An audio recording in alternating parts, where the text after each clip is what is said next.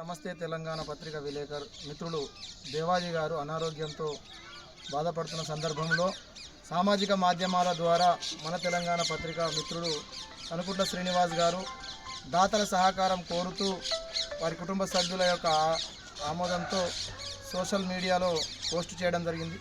స్పందించినటువంటి దాతలు సుమారు 1,05,000 రూపాయలు అనేక రూపకంగా లిక్విడ్గా రూపకంగా సోషల్ మాధ్యమంలో ఫోన్పే గూగుల్ పే ద్వారా అందించడం జరిగింది.